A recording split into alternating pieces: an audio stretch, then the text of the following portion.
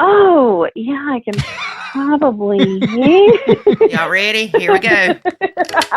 Nerf gun engaged. You're listening to the Nacho Kids Podcast, where we discuss all things step family related. Real stories, real people, real help. Your hosts are the creators of the Nacho Kids Method and the Nacho Kids Academy Step Family Coaching Team, Lori and David Sims. Hey, David. Hello, honey. How you doing? I'm doing great. How's this whole quarantine thing working out for you? This quarantine thing is very quarantine-y. Quarantine-y. No, it's fine for the most part. I don't know that a lot's changed around here other than the fact that people aren't going to school. Now, when I say around here, I mean the house. Our house. Right. And you're not going to work? No, I'm not going into the office. But I did work from home a couple of days a week anyway. So it's not too much has changed. I was actually shocked because I haven't really been out of the neighborhood in like a week. And so I kind of expected there to not be a lot of people out. But yesterday we had to make a little short trip. There's people everywhere. Y'all, we had to go to the bank. And of course, you can't go into the lobby now. You have to go through the drive-thru.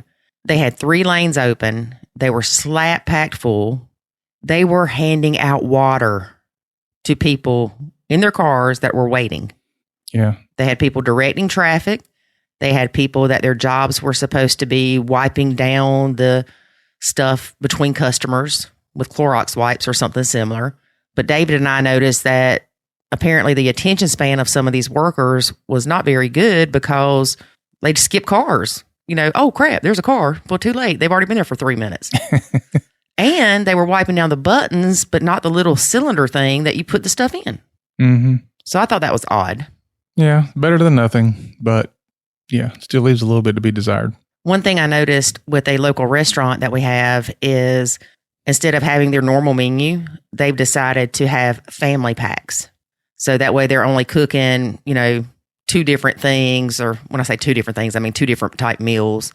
And they've also created where you can order online from their website, which they did not have before. Mm-hmm. And they are actually doing a lot to help the community because they're selling like hamburger meat and chicken and things like that because people can't find it in the stores. Yeah, it's going to be interesting to see how things change permanently after this is over with. I think you have a lot more people that you have a lot more preppers out there. Those people that stock up on food and keep it for long periods of time. Yeah. So, the people that were, I guess they call them doomsday preppers or just preppers, but they're Corona preppers. Now people looking at them going, you know what? Maybe they weren't so crazy. Mm-hmm. Well, my thing is people must have some really big freezers because when I went to the grocery store trying to find hamburger meat the other day, I mean, there was none. Like, not even 1 pack. There wasn't any chicken. There wasn't any hamburger meat. I think I bought the last 2 things of pork chops they had. Mm-hmm. So, I really didn't think it was affecting me that much, all this going on. Because, like you said, we really aren't changing our routines that much. I was already working from home, just not taking Jackson to school back. But I have noticed I've been on edge lately. You noticed that too? David? So I think that I'm more stressed about it than I realized. Yeah. I think it's because your son's home all the time. Truth be told. I think it's because I can't buy face wash from Walmart. And I'm not standing in line at Walmart. Walmart implemented the thing. There can only be so many people per 1,000 square feet of the building. And they're trying to get people to walk, one direction through the store. And that way they don't have people crossing paths to talk to each other. And yeah, I saw that line on Facebook the other day and I'm like, I am not standing in that line, which I don't like shopping anyway. And I don't like lines anyway, but you can't find everything on Amazon. Yeah. Well, I think it's just because you've been forced. I say you, probably meaning most people, you've been forced out of your routine and you can't go back to your routine. Yeah. And so people have been forced to do something not really something, almost everything different than they were before, with no real definite end. Like, oh, this is only for 2 weeks or 2 months or whatever. We don't really know. Yeah, maybe that would be different is if I knew an end date, whether it's 6 weeks or 6 months. If you knew there was an end date, right? I think it would make you feel better. Yeah.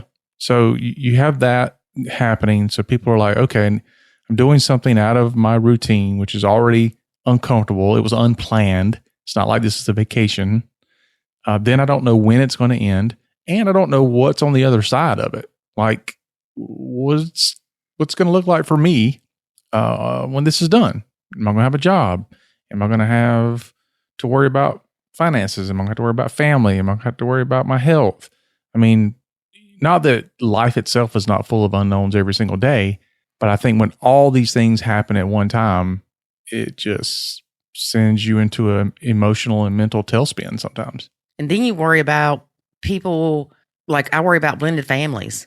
Mm-hmm. I worry about stepmoms or even stepdads, people in general that were already struggling.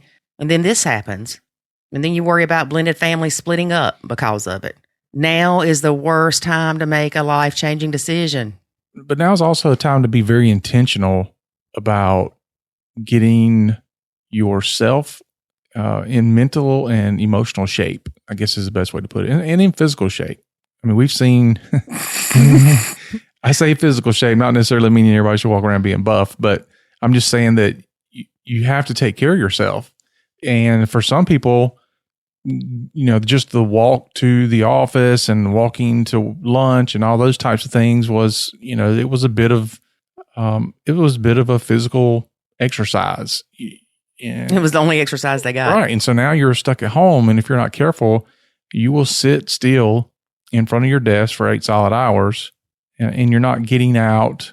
You know, some people can't get out, but you know, you don't have the fresh air. You don't have the walking around that you're normally doing. Some people are, you know, they've been used to trudging up and down steps. Well, now they're not getting to do that. So there's just a lot you have to consider. And then on top of that, how are you keeping yourself mentally in shape and emotionally in shape so that you don't let all this craziness get to you? You know me, I'm not really a get out and go kind of person. I'm okay being at home. I always have been. But I do notice that when we had our little stepmom call the other day, I enjoyed talking to them. And I mean, I always enjoy talking to them, but it was nice to have a little Zoom meeting and seeing everybody's little faces and just engaging with somebody other than you and Jackson and the dog. Yeah. And the dog's the most talkative person in the house. Yes, she is. And, you know, and I have a friend that I would always call her when I would drop Jackson off at school. Well, I'm not dropping Jackson off at school, so that kind of messed up that routine. Mm-hmm. So I'm not talking to her as much, which I don't know why I couldn't call her at 9 o'clock versus 8:15. But anyway, because she's not working. She does hair. And I worry about her and the hair people because they can't work, and they surely don't want people coming to their houses to get their hair cut during this time.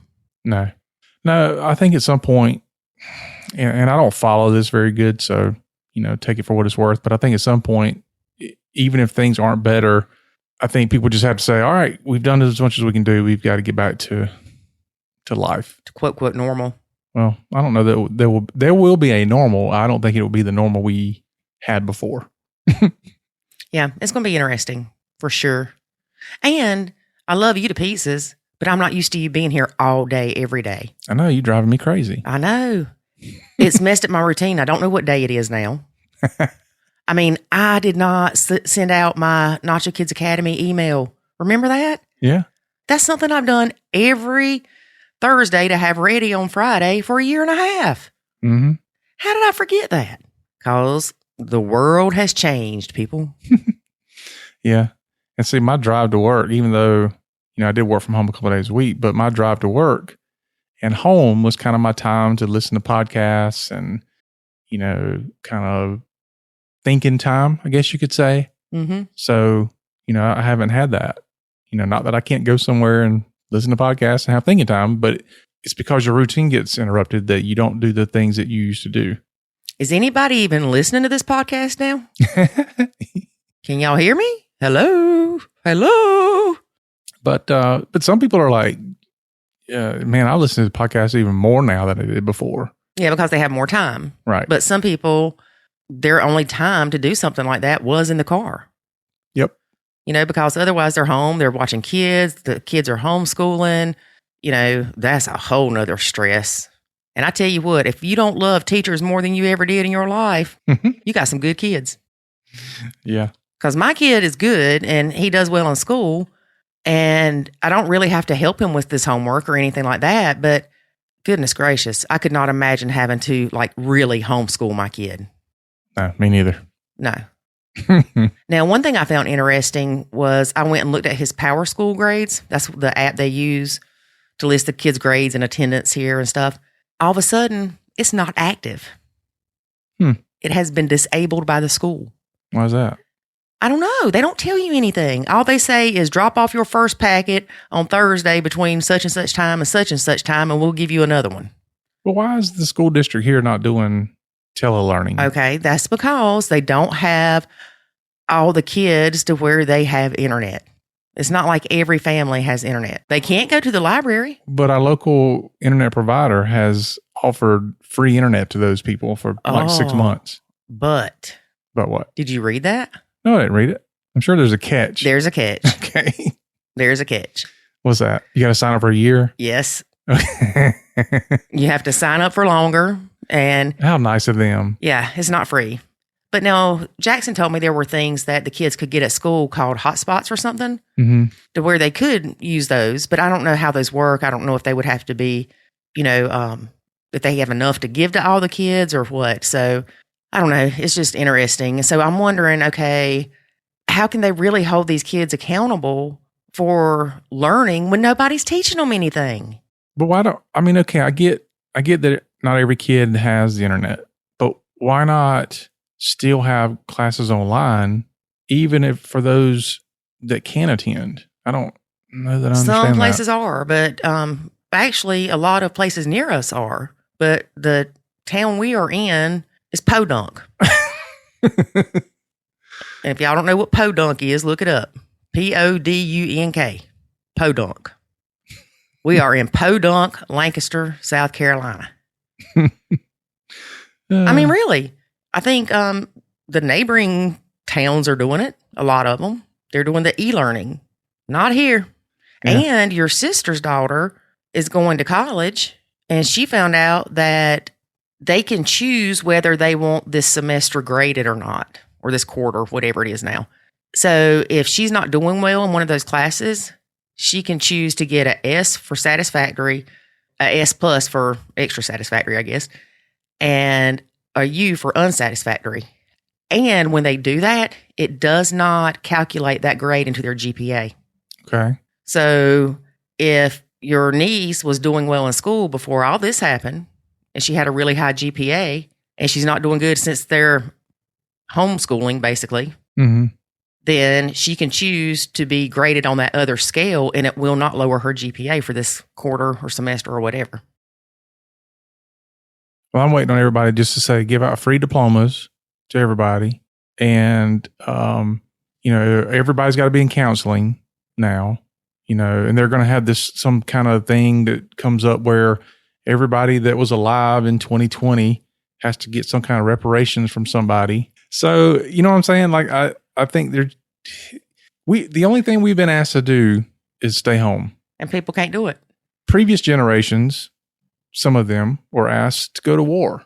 I know you've seen some of that floating around on the internet. Mm-hmm. They didn't have a choice. But I bet you that in today's time, they're going to come up with some disorder. Okay. They're going to come up with some disorder over this. Like it's going to be the COVID disorder or whatever. Yeah. Coronavirus quarantine disorder. Mm-hmm.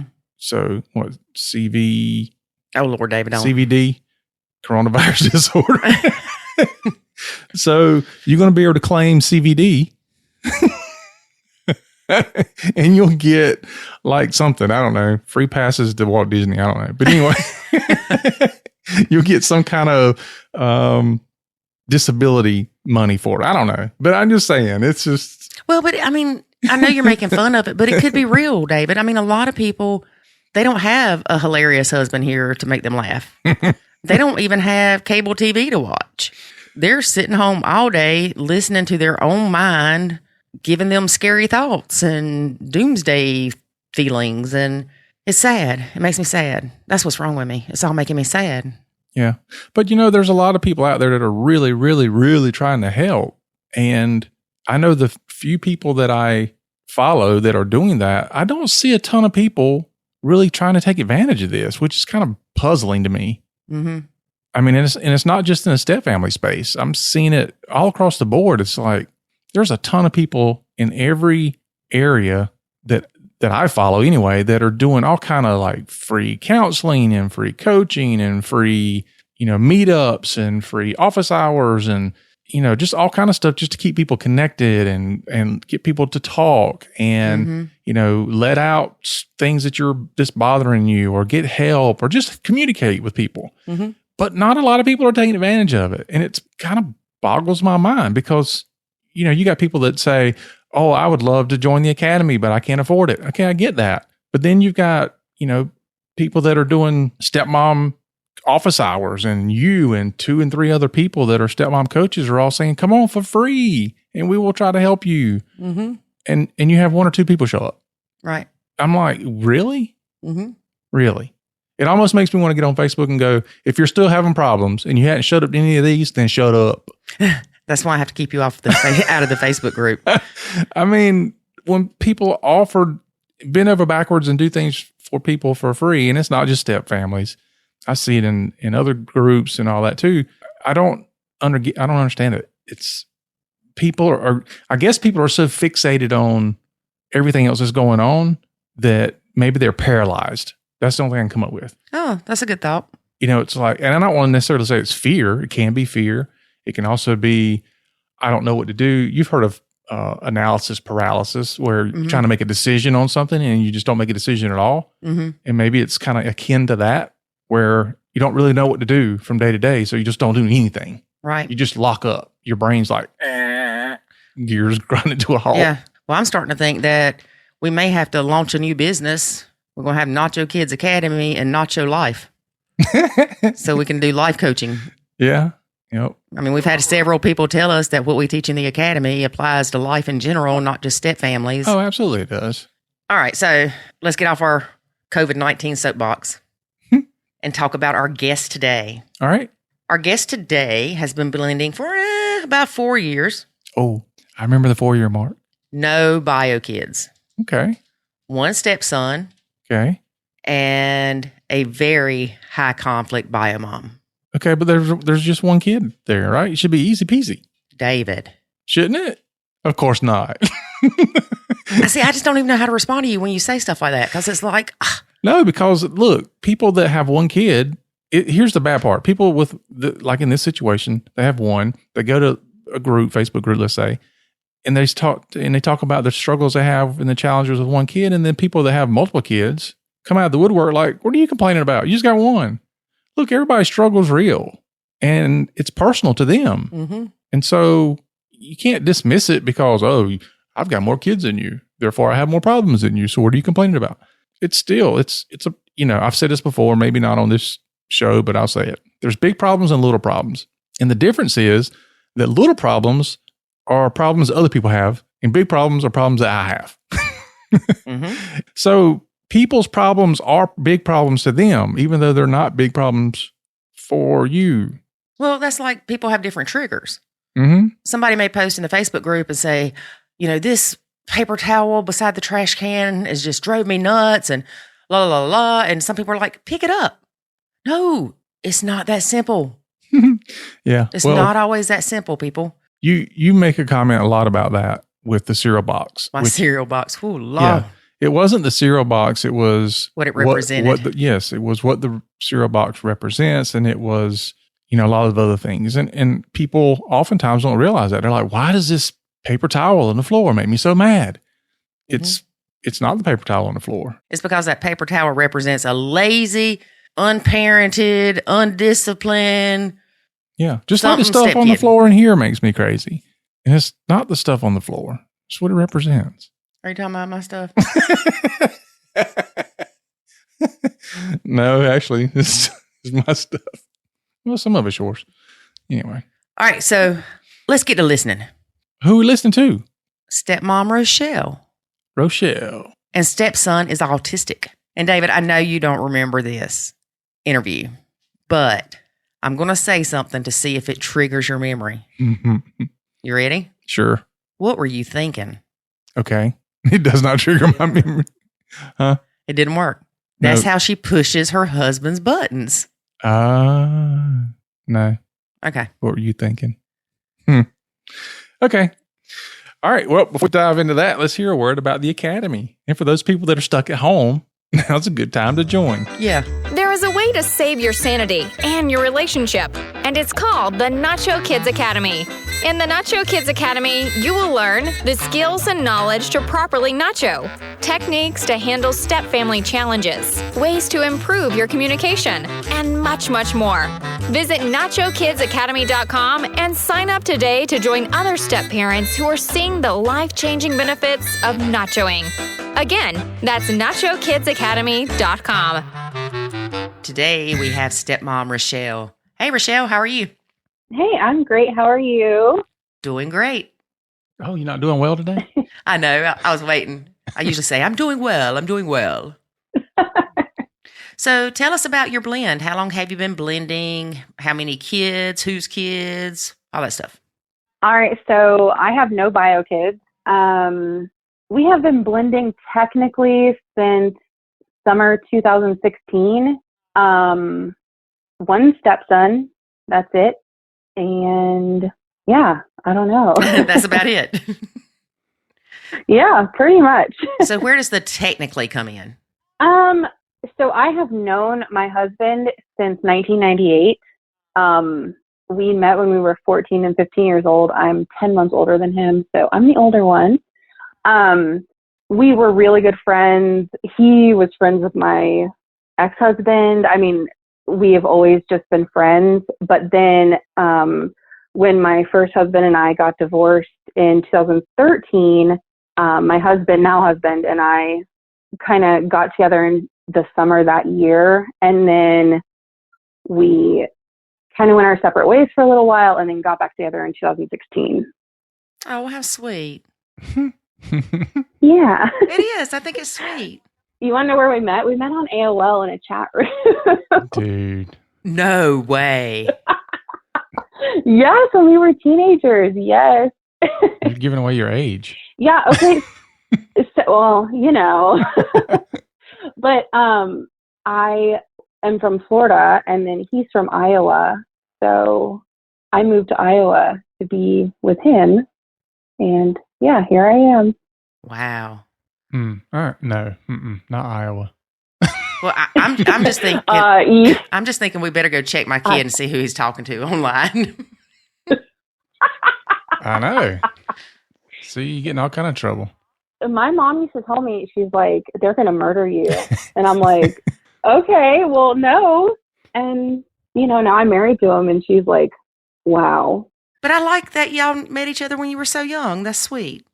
Oh, yeah. We were friends. And it was dial-up days. So, so we didn't have all the Plenty of Fish and stuff. It was a long time ago. Could you even do pictures on there then? No, it was just messaging. In 98, I don't know. But I do know eventually we all were able to send pictures. Yeah. And then we would email them, and it would take like an hour to upload. And you're just sitting there watching that little line. Like, come on, I need to see what it looks like. Oh my God. And then you're like, oh, how long is it going to take for them to download it? What if they don't even like the way you look? Like, yeah, because then you got to talk to them for an hour while it's downloading. And then all of a sudden it's exactly. I got to go now. See ya. Silent. No, silent. You couldn't talk to them while it was downloading because it was dial-up.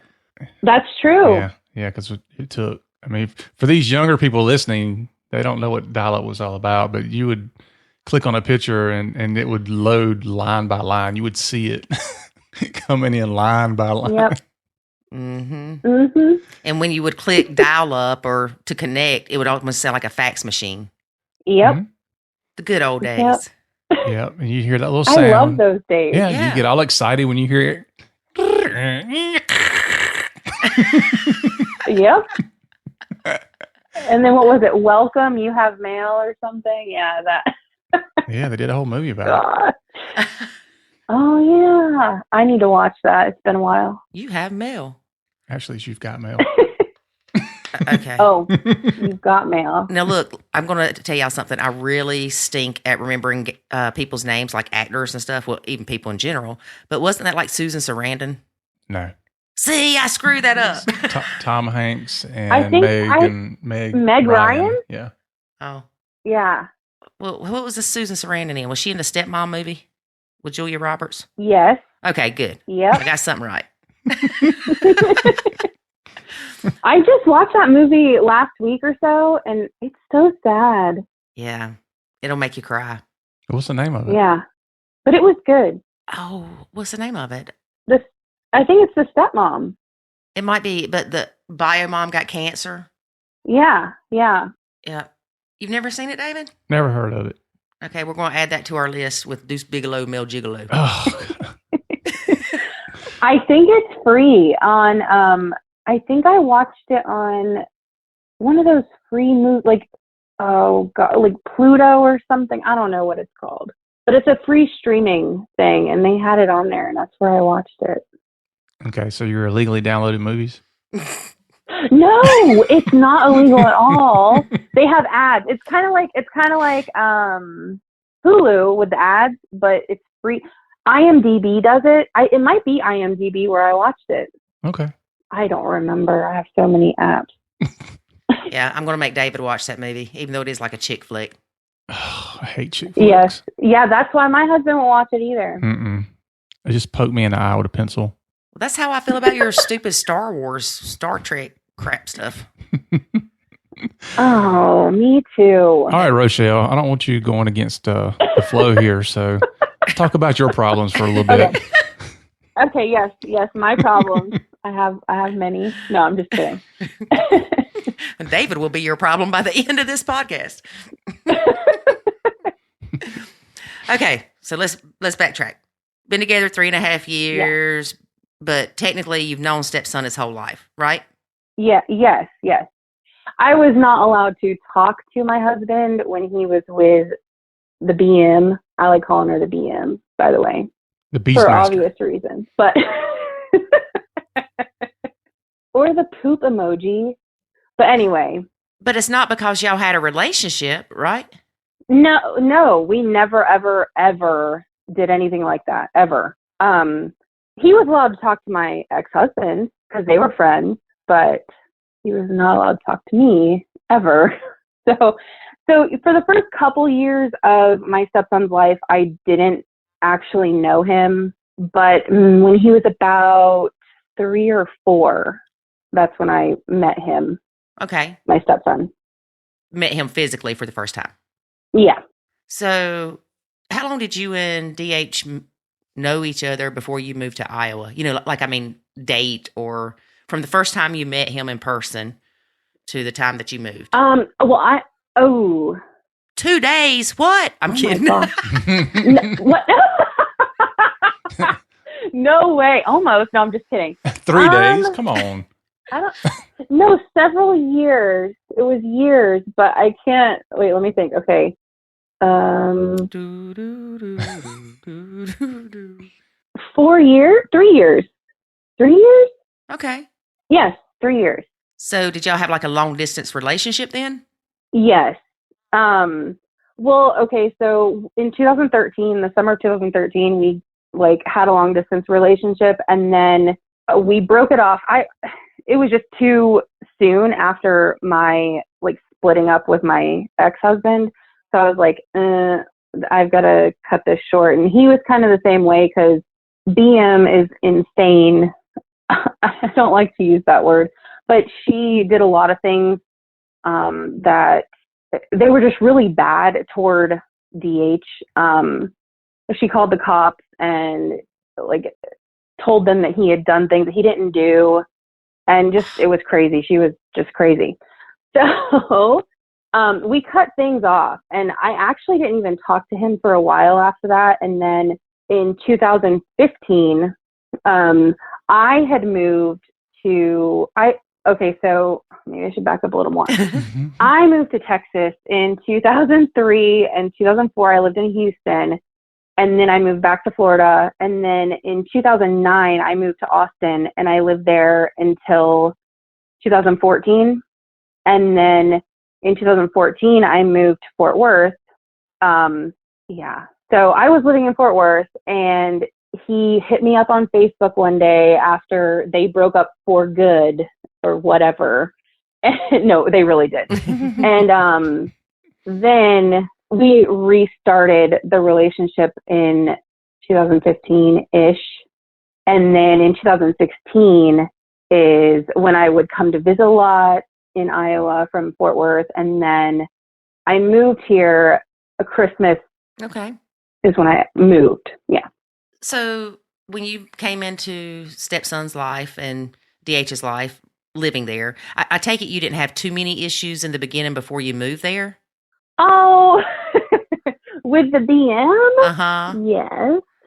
Yeah, she would always message me on Facebook trying to start crap and like accuse me of things that I didn't do. And she was just crazy. I ignored her. I never responded. I have never met her in my life, ever. Never. Not when he was little, not now, never. I will never meet her, I hope. Well, I guess maybe at graduation or something. But I've never met her. I don't talk to her. Never have. I've responded to 2 text messages from her, but it was due to an emergency with SS. So that's the only reason why. Right. Yeah. No, but the major problems didn't start until I moved here. Yes. Major problems. So what kind of started then? Was it just her bashing you? Oh, she's always bashing me. I don't pay her any attention at all. But I do remember when we got married, or when she found out that we got married, because we went to the courthouse to get married. We didn't do a big big wedding or anything. She filed for child support, which they never had a court order.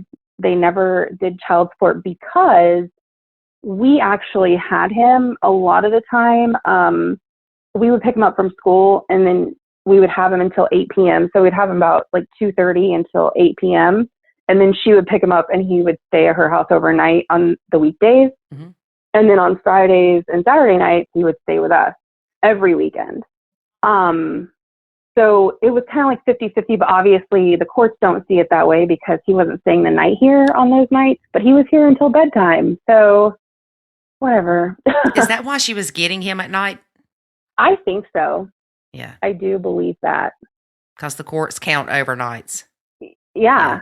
And the other reason was also because at that specific time, because she moves around a lot, so at that specific time, she was actually living across the street from his elementary school. But then we find out that she wasn't even getting to school on time, which is insane to me. I mean, there was a semester where he was late 34 days. And we were like, how is that possible? He lives right across the street. So wow. That happened. Yeah. And also he would miss like 15 plus days per year. And he would always tell us, he'd be like, oh, my mom let me stay home because we woke up late and stuff like that. And I was like, what? What? My mom would have freaked out. So she filed for that. And then we still had him up until she moved about 45 minutes away where she lives now. And then she took him, and like he never ever came by. We saw him maybe once every other month at that point. And then he spent spring break 2018 with us, and he never went back to his mom's, pretty much, except for every other weekend type thing. So basically, she was doing the parental alienation. Oh, yeah. Oh, my gosh. Before I moved here, she would withhold him for months at a time sometimes. When she found out about me, she did, because she has hated me since he was born in 2008. So she's hated me since probably 2008. She'd have probably hated you in 1998 if she'd known about you then. Exactly. And they had a very whirlwind relationship. They got together in January of 2008, and he was born in November of 2008. So if you do the math, that's not very long to be together before having a baby. Yeah, exactly. So, yeah. So did they not have a court order? No, they did not have a court order. They did not have a court order until I said something about it. I was like, that spring break of 2018, when he came over and he did not want to go back, she, of course, freaked out. And then I was like, well, if this is how it's going to be, you have to get something in writing. Like, you're not going to pay her that much per month for him to live here, and she just has a free ride. It's just not going to work that way. Mm-hmm. So you need to get a court order. And also, there was a lot that went into that. I mean, she was, and I think she still is, as of yesterday, my stepson texted me and was freaking out because he's with her this weekend, and they saw her boyfriend, who is an abusive person, and there's actually a restraining order against him from, my stepson is not allowed to be around him. So that was the main reason, I think, that he decided to kind of want to stay away from his mom and her house, but also because he realized over the couple of years in between that she was doing what she was doing. Mm-hmm. There was a time when I think, and I don't know for sure, but I think she was telling him to do things and say things to me, because it's actually what led me, of course, to Nacho. He stepped on my cat on purpose once, and I think that she told him to do that, which is weird, but she knows how much my cat means to me. Mm-hmm. So when he did that, of course, I was alone with him. It was like, gosh, when was that? It was early 2017 when that happened, and I was alone with him, and I didn't know what to do because I was like, I can't discipline. I'm not going to discipline him. And so my husband told me to send him to his room, and I was like, I don't know if I can do that. But when she found out about it, she told my husband, I keep wanting to say his name. She told my husband that she was going to call the cops on me because my stepson lied to her and told her that I yelled at him and that I threw something at him, and I never, ever would do that. And I never did that. But that was the last time I've been alone with him. I refused to be alone with him. Although now our relationship is amazing. He and I are really close, and we always talk and we always have fun, but I'm still not quite there with the being alone with him thing yet. Mm-hmm. But there was another thing that happened. Let me think when it was. I think it was summer of 2017. Yeah, it was. So I don't know what she was telling him, but he would always come over and tell me things like, oh, you are the one that broke up our family. And, of course, I was the one. Mm-hmm. No, I wasn't, but that's what his mom was telling him. And he would always ask questions, and we always answered him truthfully because it was the truth, and she was feeding him all these lies. Right. So he eventually realized there were times when he would say something, and then he would say, but I bet she's not telling me the truth about his mom. And I'm like, oh, because we never said that. We would never say she's lying to you, but we would, if he asked us a question, we would answer, no, Rochelle did not break up the family. Right. But anyway, so he was playing a video game, and he came in to the room I was in, and he was like telling me that if we were in this game, that his character would murder my character. And I was like, wow. But this is a game that he always played around his mom too. And the things that came out of his mouth are not things that normally would come out of his mouth before me and after all the stuff that went on. So he eventually was figuring out what she was doing and what she was saying, and like, this isn't adding up. And I think that is really one of the reasons that he was like, this is not normal. And I want to say he was because he's about to turn 11. I think he was around 8 when he started realizing this stuff. And I hate to say it, but I don't think he believes anything his mom says anymore. Because beyond me, she has just lied about so many things in life in general that he's just like, eh. And he doesn't usually want to go here or anything now. Well, kids are really smart. We just have to give them time to figure things out. Yes. Now, is it BM's ex-boyfriend that there's a restraining order where he can't be around stepson, or is it her current boyfriend? So she says it's her ex-boyfriend. We say it's her current boyfriend because last night when my stepson was texting me, he said that they went to a restaurant really far away, not anywhere near either one of our houses, and that the boyfriend was there. And when he saw that the boyfriend was there, I think they went because she wanted to go and kind of quote unquote run into him. Mm-hmm. But when they got there, boyfriend was in the window of the restaurant waving at them. And so my stepson was like, we can't be around him. We have to leave. And they left. So I don't know. I think she's still with him, but who knows? I guess it could have been a coincidence. But seriously, we live about 45 minutes from her. We have the same exact restaurant 5 minutes from our house. She picked them up at 7 p.m. last night. At 7:45 is when he was texting me, and they were 45 minutes the opposite direction, basically an hour and a half from her house. And I'm like, that just doesn't add up. Why wouldn't you go to the one right here? Yeah, that's shady. Yeah. Yeah, it is very shady. She's known for shady stuff.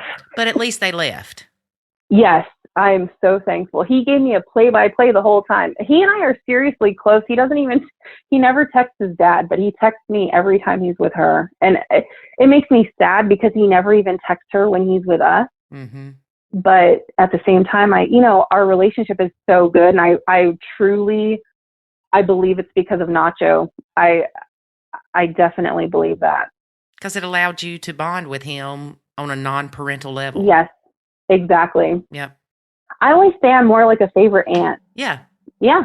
Yeah. So he's not killing you into video games anymore? No.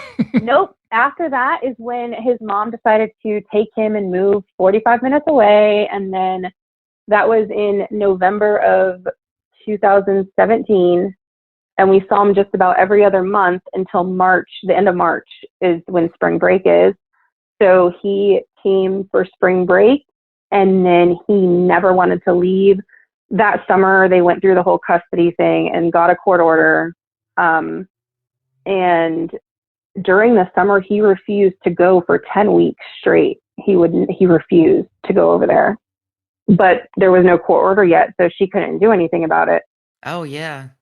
So the court order was finalized like a week before school started. So it was like the very end of summer is when it was finalized, and the rest is history. We see it a lot that it's hard for the dads to get custody of the kids. Was that the case with y'all, or was it fairly easy because of her behavior, or was stepson telling the judge that he wanted to stay with y'all, or kind of give us a little information with that? So honestly, I think the only reason it never even went to the judge.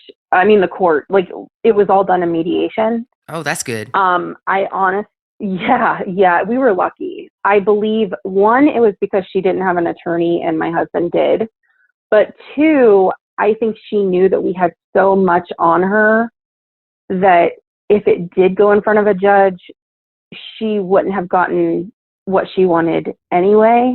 Like my husband would have got what he wanted, because we did have so much, just between school, like missing all the days, being late all the time, her moving around all the time, having these she's very unstable, but having these unstable people in her life. Mm-hmm.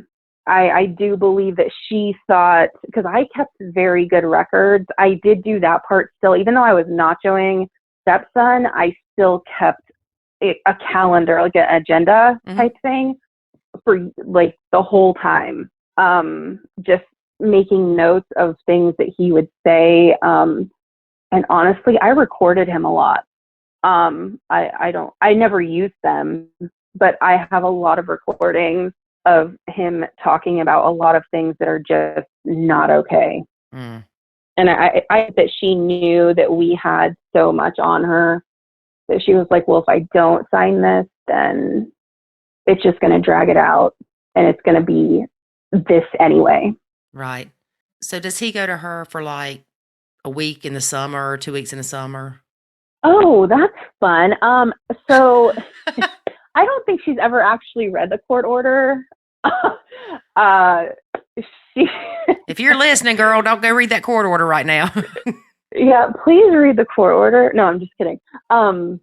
I do think she might now, but there was a time she doesn't even know what holidays are hers. She doesn't know what weekends are hers.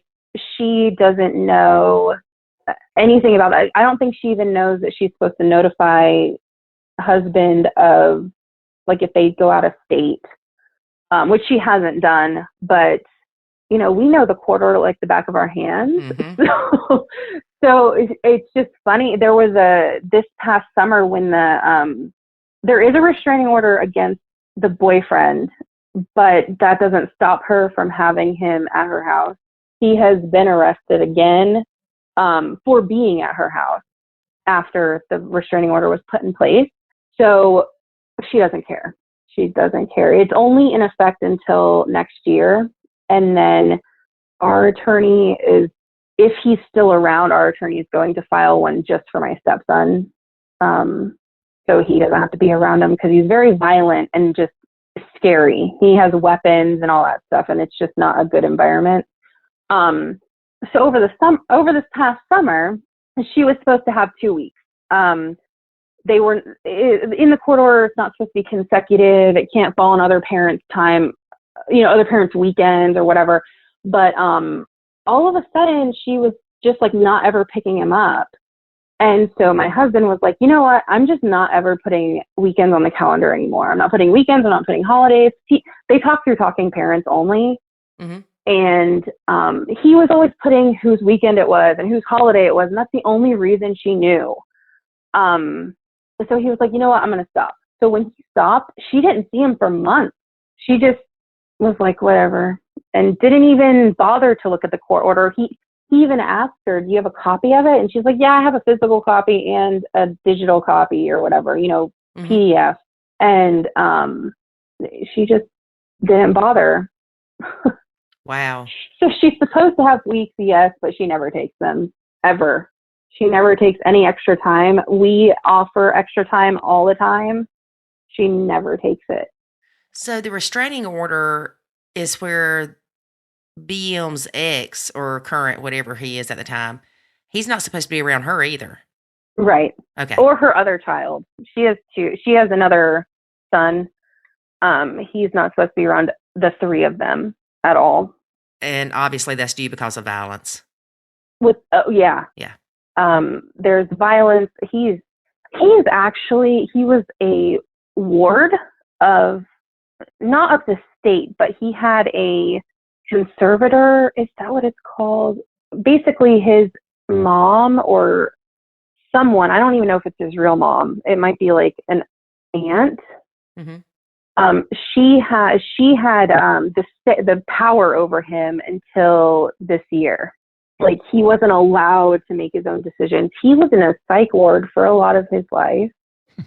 David, that's not funny, David. That's sad. I feel like I did. It is sad, but it is like, why? Why would you get with someone like this?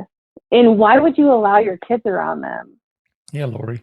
Why would you have a kid by somebody like that? Oh, wait, what? Okay, wait a minute. So, David, her other kid, is that his kid? No. Okay. No. But the other kid does call him daddy. So it's one of those. I don't know. I can't judge people, but why not? I was going to say, leave it up to David. He will. Her other child is also a result of a very quick relationship, and that biological father has nothing to do with that child. Oh, that's sad too. I'm seeing a pattern here. It is sad. It's very sad. Oh yeah, there's a pattern. But she hasn't. How old's her other child? He's 3. Okay, so it's about time for her to have another one. Yeah, oh my gosh, please don't. No, but recently, she did tell husband that she was thinking about quitting her job because she pays too much in child support and child care for her other child. And obviously that's my husband's problem, not hers, but you know, we were just like, whatever. Yeah, Fine. the courts love it when the non-custodial parent quits their job so they don't have to pay child support. And she said it through talking parents. I'm like, oh, girl. Oh, girl. That's just that's so stupid. Oh, dear. Wow. For those of you that don't know what talking parent is, David's going to tell you. Why have I got to tell him? Because you pulled it up on the screen to look at it. It's like My Family Wizard. Yeah, it's a free co-parenting communication tool.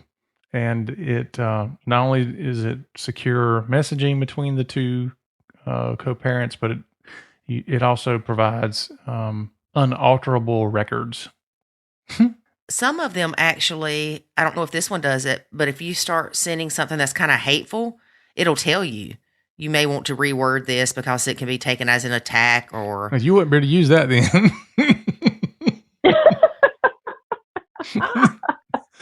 Look at him. I'm just ignoring David. No, that one doesn't. The only reason we went with it is because the attorney suggested it, and we didn't know much about the apps at that point. Mm-hmm. And that one is free if you use the website. It costs money if you use the actual app. It's like $5 a month. Oh, wow. So we knew that she wouldn't pay for our Family Wizard. Mm-hmm. So we went with that option because it's free. I wish, and my husband wishes, that we would have known about App Close before. App Close? But we did. Yeah, it's AppClose. It's basically a free version of our Family Wizard. You can add like third party people like step parents or grandparents or whoever. I think the gals or whatever. Mm-hmm. But it's free, and the app is free. Everything is free on it. You can also like pay people through it, like, you know, for if you have to split school supplies or medical bills, stuff like that. You can pay people through it. That's a free one. Wow, that's pretty good. Yeah, it's awesome. But they use talking parents because it's in the court order. Yeah, well, it's better than just regular email. Oh yeah. Mm-hmm. So you and stepson have a good relationship now. Yes. Which is awesome. Yes. I never, ever thought that it would get to the point that it is at now. Ever. Isn't it amazing? I thought he would hate me forever. Yes. Yep. So what? And you know, I'm very, oh, go ahead. Where did you start doing some nachoing, and what did you do first to see a big change in the situation? It was when, I guess, almost from the beginning, because he was coming over with so many hateful things coming out of his mouth. And I really was afraid to discipline him at that point. And so I was kind of like Googling things, I think. And I was like, I wonder if this would work. And I talked to my husband about it. I'm very open with him, and he is very receptive. He understands exactly why I do it and everything about it, and he always has. I'm very, very lucky. But I told him about it, and I was like, that was early 2017, I believe. And at first it was more like a discipline thing. Like I didn't want to discipline him. And then escalated from there, because over the summer he was just with the whole crazy like killing thing and all that. I actually left for a month. I went to Florida for a month because my anxiety was so bad that I went to the hospital because I thought I was having a heart attack, and I kept having panic attacks, and I just was like, I can't do this. So I left for a month and came back, and I was like, you know that nacho thing? I'm 100% now. Mm-hmm. I am not doing a single thing. I am going to leave the house when he's here, et cetera, et cetera, et cetera. She made it really easy because a couple months after I started it, she moved and took him with her. So that made it really, really easy for me. And then I would say probably it was summer 2018. Well, no, maybe spring break even, because after spring break was over and he was forced to go back with her because his school was 45 minutes away, he would call me every day after school. And I'm like, oh my gosh, he would talk to me from 3 o'clock or whatever time they get out until he went to bed. Wow. And she did not like it. But that was the beginning of us kind of like rebuilding a relationship in a different way, like the favorite aunt way. Mm-hmm. And I realized that he texted me one day and he was like, did you know that I really miss you? And he doesn't say stuff like that. So I was like, what? I was like, wow, in my head. And I guess it was like the whole, you don't know, not really you don't know what you have until it's gone, but you don't, the situation over there versus the week that he spent here, he was just like, there was so much turmoil at her house, and just, he has really bad anxiety. He has severe anxiety, he has ADHD, and he has autism. So it was really hard on him there. And that week that he spent here, it was just so calm, and just, he was able to be himself, and he wasn't always hearing yelling and the violence and all that stuff. And he kind of realized, oh my gosh, that was a really good week. And yeah, he started calling me every day. And then it was only about 2 months until summer. And then in the summer he came, and he never left until the court order was in place. But I would say that summer is probably when we got we rebuilt that relationship, starting that spring break and afterwards. And then in the summers when we got really close. Mm-hmm. So did your husband understand what was causing the change? I think so. Okay. I think I think that he knows exactly how everything was prior to and afterwards. After I started nachoing, he kind of, because at first, of course, he's like, well, what is that? I support you in doing this. But of course, the question in his mind was, what is this going to do to our marriage? And what is this going to do to your relationship with my son? And am I going to be caught in the middle? But it was all positive. Everything was positive. And now I think that he understands everything about it. Mm-hmm. Yeah, we see that oftentimes. And it's funny too, because you can always tell when somebody goes into it very apprehensive. And then when it works, you get, we'll get an email from them and it'll be like, man, this crap works. I can't believe it. And it's like, well, yeah, yes. I mean, if you didn't think it was going to work, why'd you try it? But I think people go into it thinking, I don't know, man, this just doesn't sound like it would work, but I'm going to give it a try because nothing else has worked.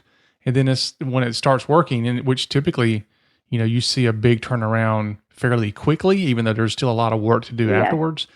But it's just shocking to people oftentimes that it sounds very counterintuitive, but it works. It does. And I think that and maybe for a lot of people, it was like a last resort. And it wasn't that I spent years and years, being a mother figure to him. It was more like there was so much animosity on the other side that I had to do this. but it was kind of like a last resort because I wanted to have a relationship with my stepson. But at the same time, when I went into Nacho, I didn't care if I was going to have one or not. Mm-hmm. Right. I was like, either way, I have to do this, whether it makes it worse or better. This is it. This is what I have to do. Yeah. Sometimes we hear people say, I don't think that my relationship with my stepkid will ever be any good. But oftentimes they're shocked. They're shocked that there can be a turnaround and people can make that change where you do have a meaningful relationship. And I know it's different with everybody. So I'm not saying in general it works for everybody, but especially when they're younger, it's a lot easier. Now, if your stepkids are 30 years old and they still hate you, then it's a big difference. Yeah. Yes. Well, and a lot of times it's stepping back enough and becoming more self-aware and changing your own perspective on things. Mm-hmm. Yes. And that's not easy. Oh, no. And, I still have hard days where I will come in the bedroom and I will be like, why is he parenting him like that? I would never do that. No, but he and I are on the same page for most things. And we have a lot of talks. We talk about a lot of things. Like my stepson is really a good kid. He's really good. He's not a teenager yet though. So I don't know about that, but he's really, really good. He likes to follow the rules, the laws, all that stuff. He's very into that. But my husband and I will talk about things. If it's something serious enough, we will talk about it. And he will take my thoughts into consideration, but ultimately he parents him, and whatever he says is what goes, because if I wasn't in the picture, that's how he would be parenting him anyway. That's how his mom would be parenting him. It has nothing to do with me, and I don't want that responsibility. Right, because it'll come back and bite you in the butt. Yes. That's one of the things that I noticed was, David even noticed it too, is once I stepped back, once the kids would go to the grandparents and they'd be like, how are things going at home, with Lori? And they were like, well, okay, she doesn't really have a lot to say to us. They couldn't complain about anything because I had no negative interaction with them at all. None. Exactly. And I think that exact same thing happens with his mom, and it lights her up. I know it does, because he comes back and he's like, well, my mom said blah, blah, blah, blah, blah. And I'm like, I'm sorry. I don't know. And it's because he's going over there with such positive things about me, and she doesn't like it.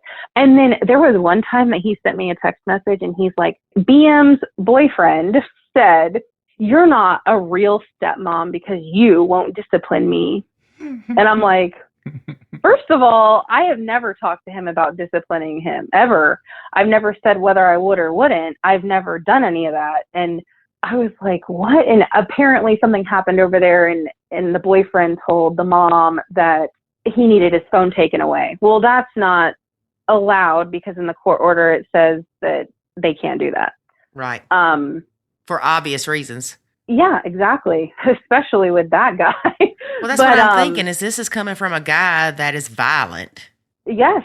Yes, absolutely. And I mean, I could talk about him for days, and her, but that's not the point of all this. But he texted me that, and I'm like, wow. I was like, well, you don't really do anything over here that warrants me punishing you right then and there. So I'm sorry that he feels that way. But that's the thing, is he acts out a lot over at his mom's house, supposedly. That's from her mouth, and from his, and from stepson, and from BM. But over here, he's not like that at all. He does not really like his brother, but it's more or less because he says his mom doesn't discipline his brother, and he gets in trouble for things his brother does. The 3-year-old.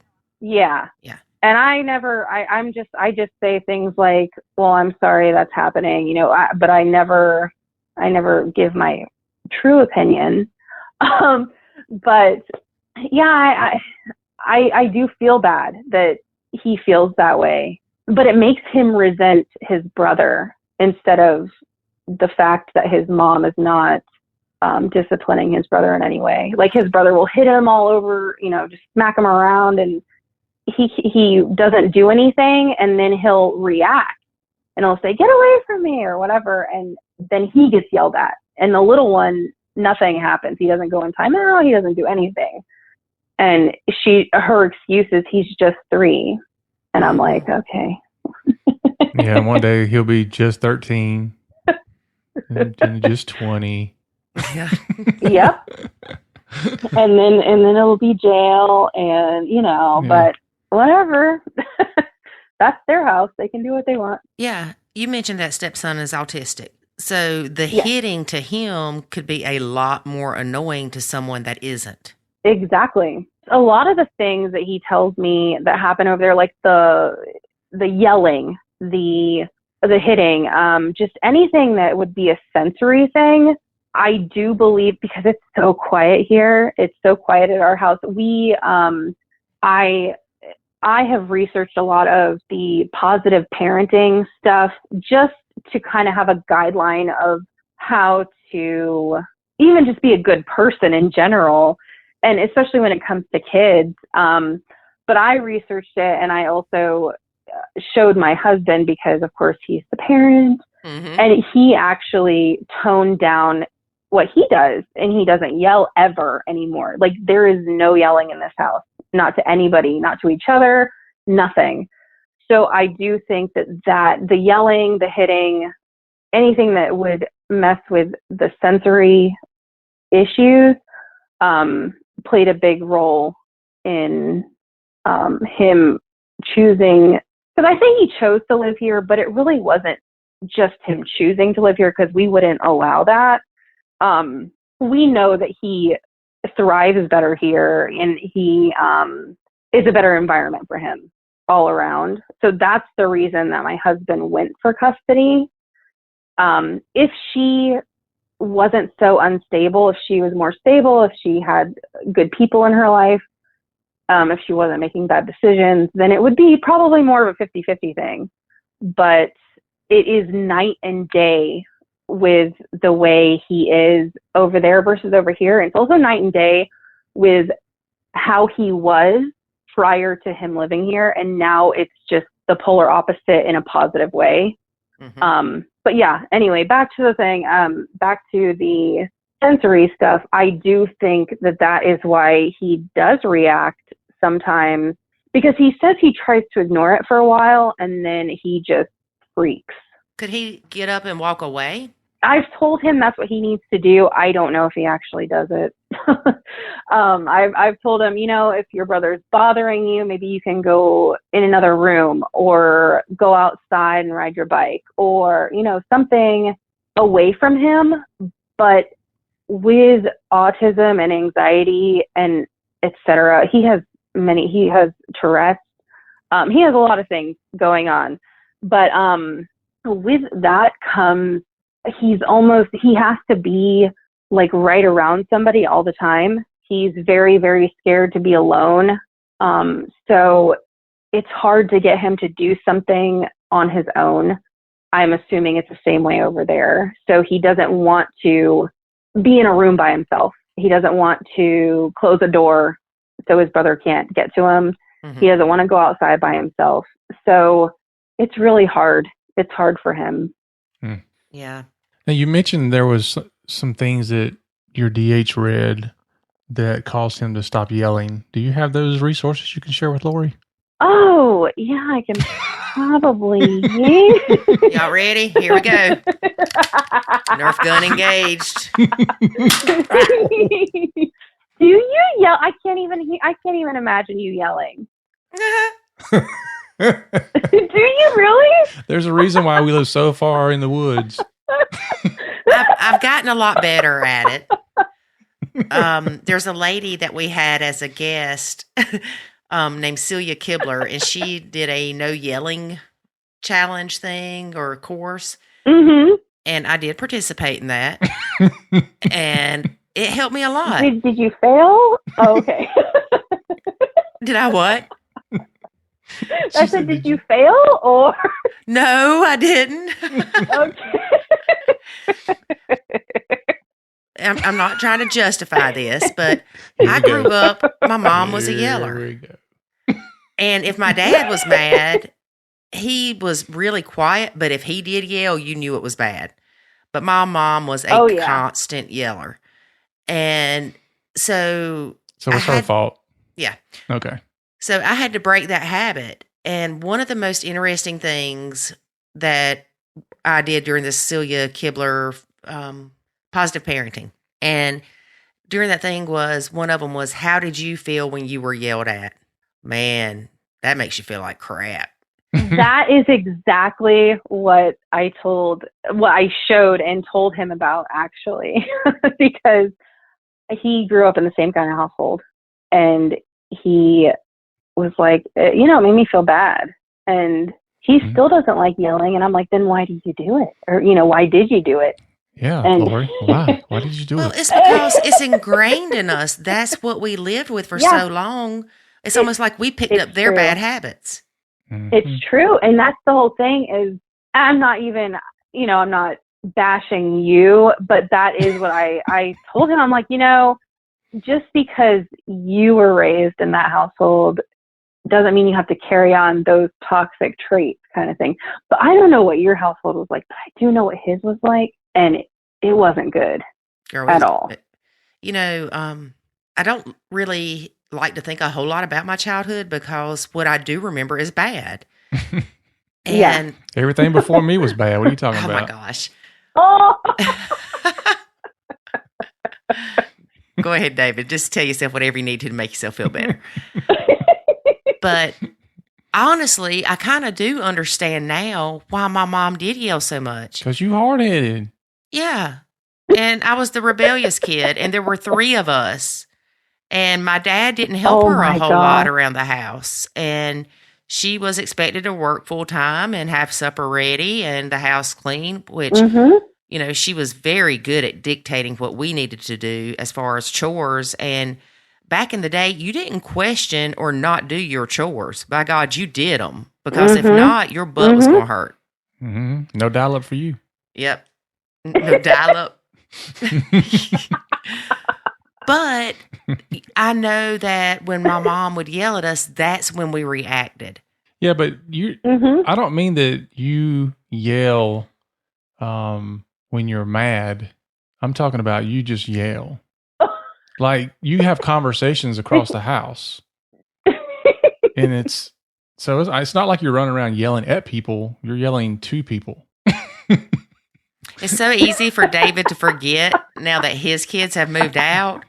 Him sitting downstairs on the couch, the kids upstairs wrestling, and he'd be like, "Keep it down up there." Yeah. The part you didn't hear is because I would whisper under my breath, "So Lori, don't be hollering at you." He'd fuss at me for yelling at Jackson in his room, and then he'd holler upstairs at the kids. Yeah. But see, he forgets that part. He doesn't see his own flaws because in David's eyes, he's perfect. Look, Lori walks in the house yelling. Like, as soon as she opens the door, she's like, "David!" I'm like, "I'm on the phone."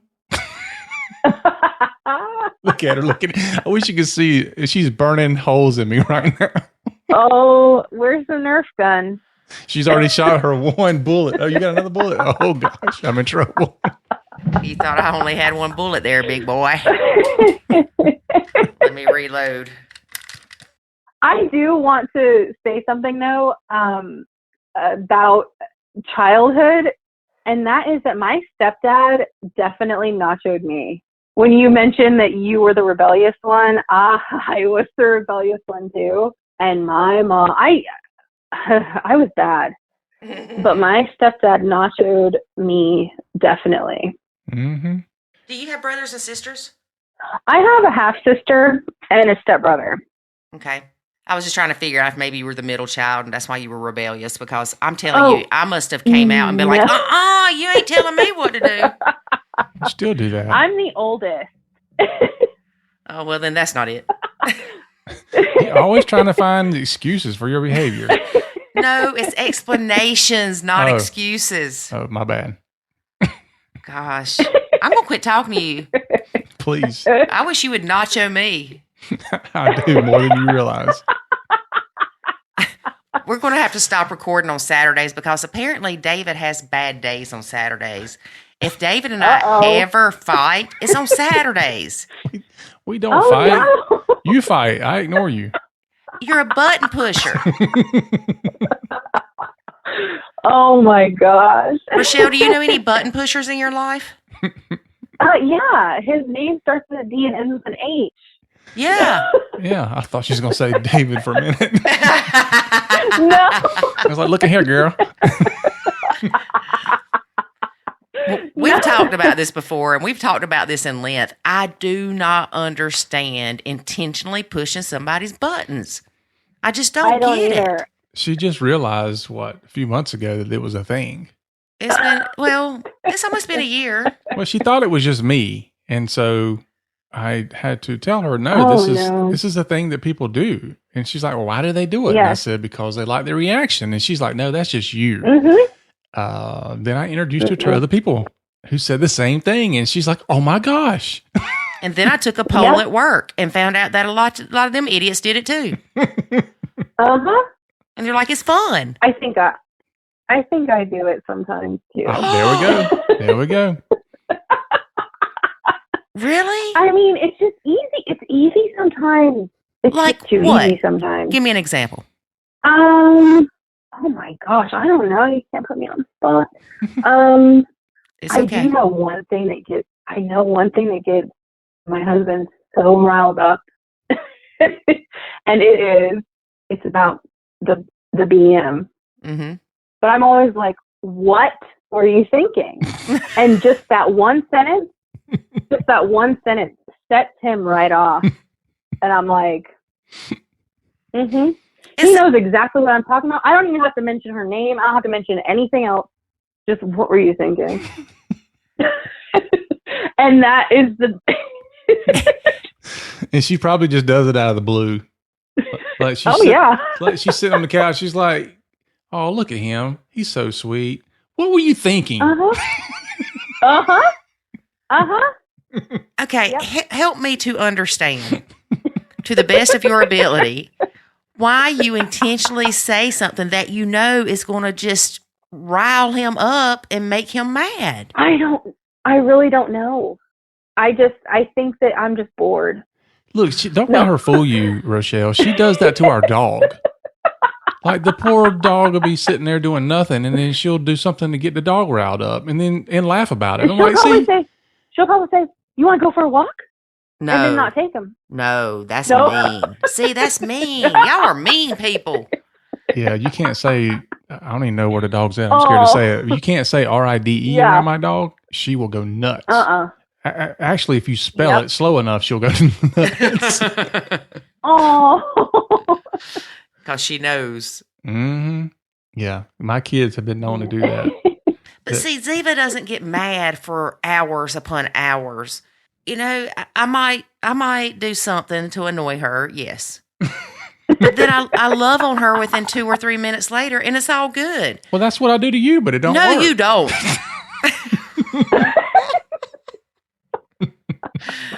You know, I try to love on you 2 or 3 minutes later. Dude, no. That button you pushed just lit a fire all through my body and just made me feel like the Tasmanian devil, and I just go in a rage. I know. I see you spinning around.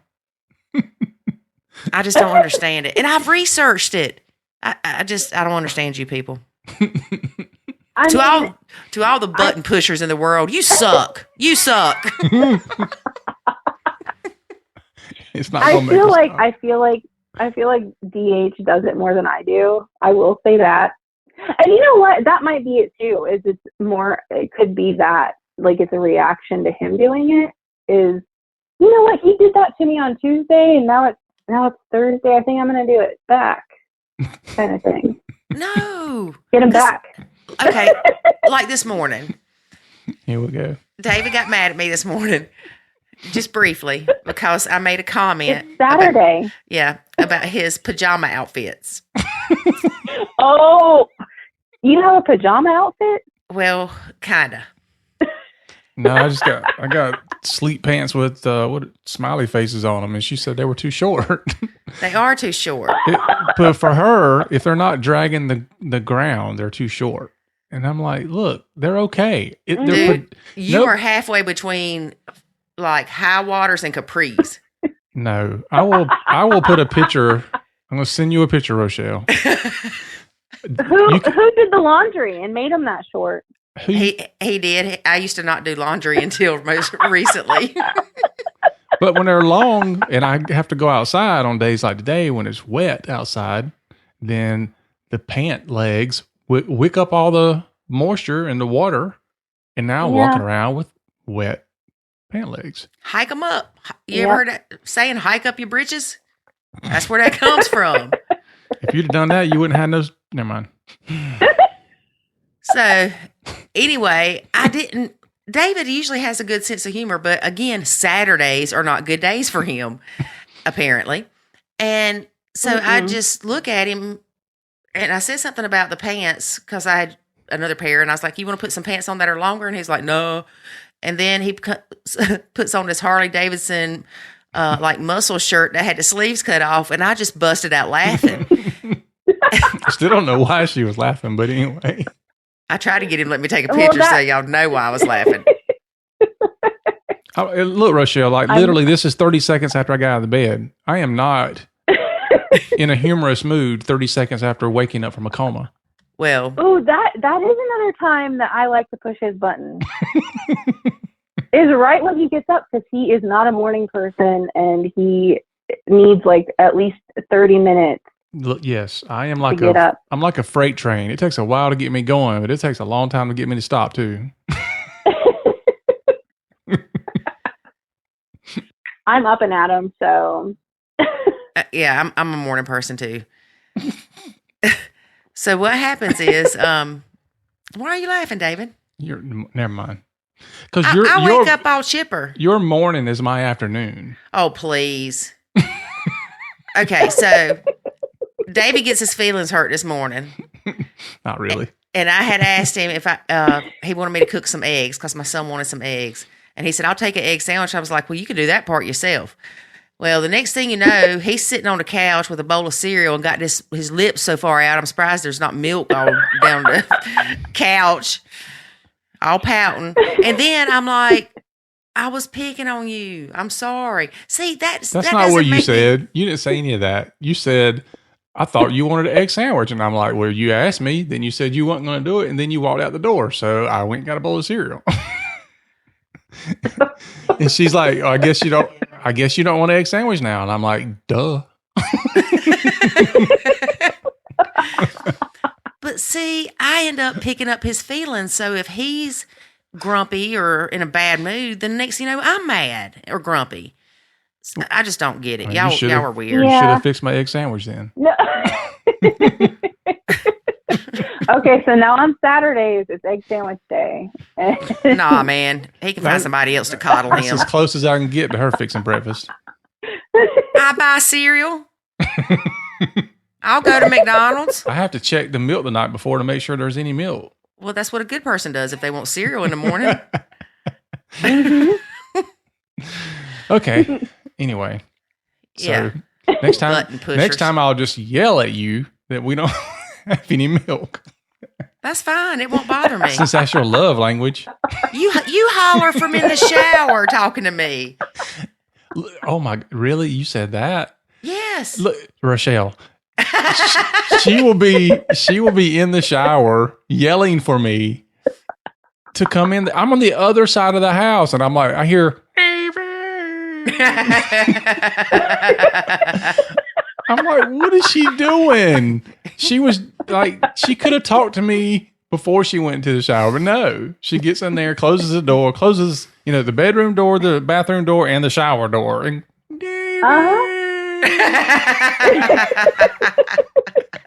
It's the shower thought. I do the same thing. Yeah. That's where your best thinking is. Yes. Challenging.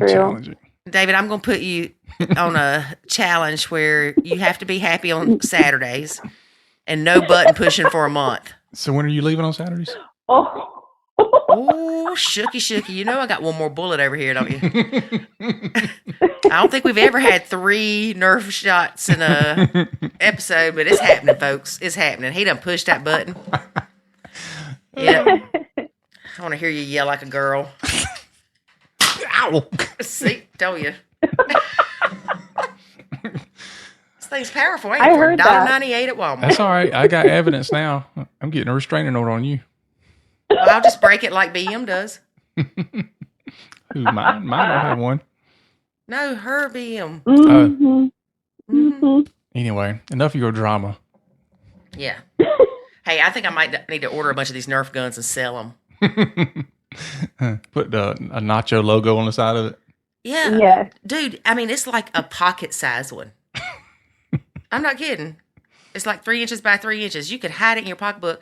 And if you were in a store and somebody was attacking you, you could shoot them with this and it would hurt them. Shoot them in the eye. Oh my God. See, she's so violent, Rochelle. I'm going to take a picture and put it on my Facebook page. I'm picturing her in a store getting attacked and shooting someone with a Nerf gun. She'd probably hold him hostage until the police got there. My Nerf gun. That's better than a fake foot gun. Oh, gosh. My son likes to pretend that he's shooting me with a foot gun. He'll act like he gets it out of the dash and takes the safety off and cocks it. So we're riding down the road and he has his feet pointing at me and starts going pow, pow, pow, pow. That's because if you were a character in the video game, he'd kill you. Yes, that's true. And I told him I said, you are going to therapy. He started laughing, which, you know, of course, is a button pushing thing for me too. When I'm being serious and somebody starts laughing. Uh-oh. And he says, oh, really? You're going to send me to therapy for shooting you with a fake gun? A fake foot gun? I think both of y'all need to go to therapy. And I think you button pushers need to.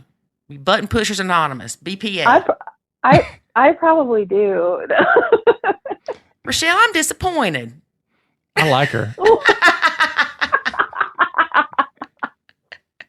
You button pushers gang up on people.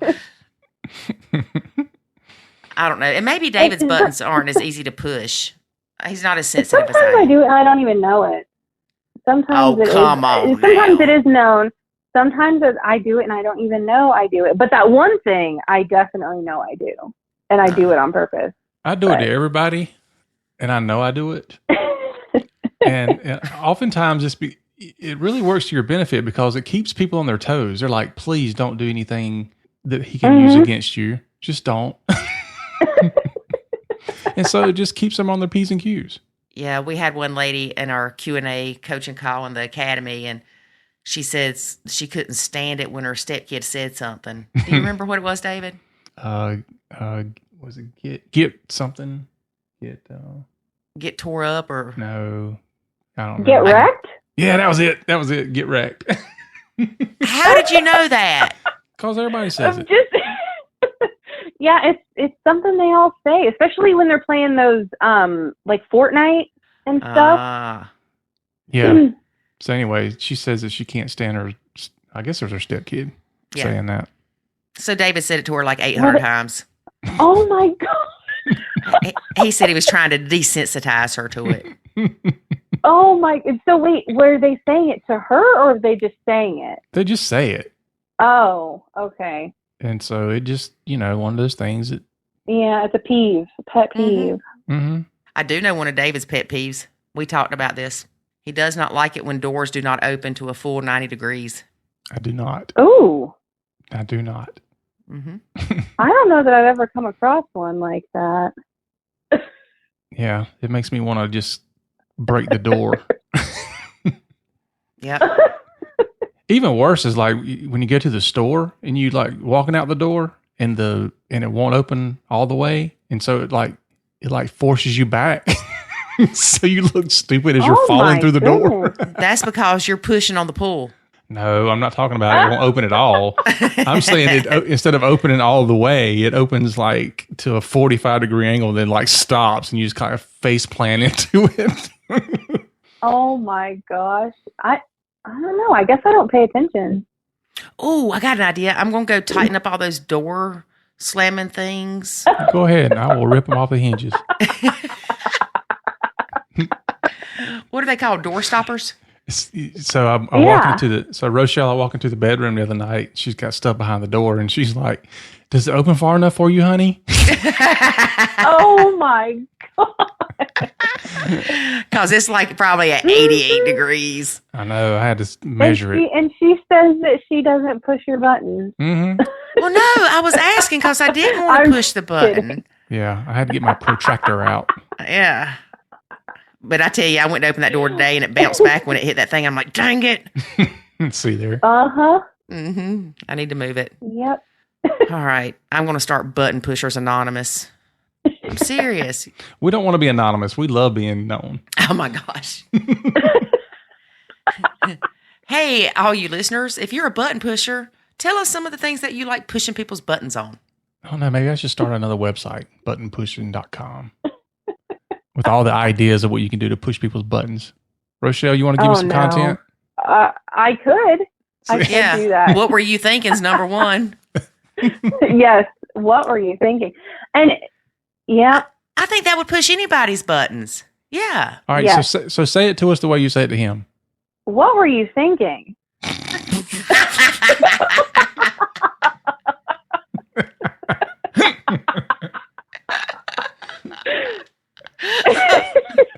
Yeah, that's not condescending at all. No. No. Why don't you just stand up and point at him and go, stupid?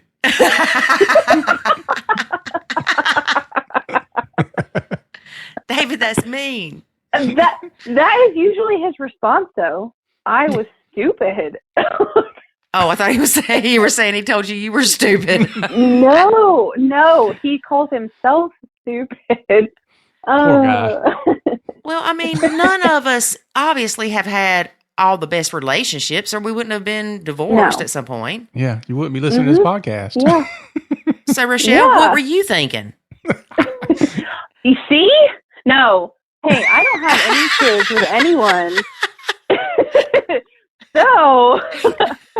So you're just online, minding her own business. Mm-hmm. Yeah, but you were divorced, right? Yes. Uh-huh. See? I honestly don't know. I don't know what I was thinking there. Oh my God. I just tell people I wasn't. Yeah, that's what I'm thinking. I'm thinking I wasn't thinking. I know you. It feels like a different lifetime away. It does. I'm just glad. I'm glad I don't have anything to remind me of it. I guess I should say. Oh, that's a good way of saying you're glad you don't have any kids. Yeah. See. Yeah. But no, I mean, that might be the hardest part for a lot of parents. I think when they hear that, what were you thinking? Well, it does. It doesn't make you feel great. I'm sure. No. I'm going to stop doing that now. No, don't stop. Yay, stop. No, I thought you did a great job. You should probably do it again as soon as we get off the podcast. No, we're converting her to be a non-button pusher. I think you should record it and then upload it to the Facebook page. Do not listen to him. Can we add in, what were you thinking when you put all the garbage on your stepchild's bed? And no, I'm just kidding. Girl. Maybe that's what we should do. We should start a campaign. So every time we see something stupid in the Facebook group, you just respond with, what were you thinking? Hey, I like that. Yes. What's better than what I was coming up with? Because I was just going to respond with, that's stupid. Mm-hmm. No. I think you did respond I do see that. some stuff in there, and I'm like, wow, what's going on? These people need help. But yeah. What are you thinking? What are you thinking? That is one thing. That's one thing I can say is I've never been hateful toward him, my stepson. I've never I've been hateful toward other people. No, I'm just kidding. No, in this whole thing, I've never been hateful toward him. I've never been hateful toward his mother. Of course, not toward husband, but Whoa! I do see that a lot. Do you not think saying "what were you thinking" is being hateful? That's not how she says it. Being hateful now. Mm-mm. Well, it's not being loving there, sunshine. Hey, now he pushes my buttons too. But, Well, we're not talking about him right now. Hey, tell him to call us. We'll have him on the podcast. Right. You can't have a tip without a tap. I'm more or less talking about all the stuff that I see. Not all the stuff, but some of the stuff I see in the group where they do things that I'm like, oh, why would you do that to their stepkids? Yeah, because they obviously want to get divorced. Yes. See? Yeah. That's if that's their goal, then they're on their way. And they obviously didn't read the rules that tell them what nachoing is. Exactly. That's probably the biggest part. I'm like, are these people serious? Well, the other thing too is this is why some people go into other groups and say all this nachoing stuff is about being mean to your stepkids. They get that perception from those types of people, and that is far from what it's all about. Yes, I am constantly commenting on stuff like that because I'm like, no, that's not how it is. And I've gotten it down. I used to send paragraphs in comments, but I've gotten it down to, I'm a Nacho stepmom, and I have an amazing relationship with my stepson, and all y'all are stupid. What I say now. And what were you thinking? No, I'm just kidding. She does that great. I know she does. No. Like, we should just clip that out and use it. Yeah. And then we can reply to people in the Facebook group with that soundbite. Yeah, just exactly. They just hit the play button, and it's Rochelle going, "What were you thinking?" Uh-huh. I have to shake my head when I say it. Well, I have a feeling she's shaking hers when she says it too. Oh, I'll put my hand on my hip. It'd probably even be better. Yes. What are you thinking? Yes. Oh, it does. That's it. Yep. Yeah, we could definitely talk all night about some of the stuff that happens in the group. For instance, the one that says, "I'm so done with being disrespected." Well, if you disengage, they remove that opportunity. Oh. Exactly. Yeah. Oh, that was mean, Lori. I like it.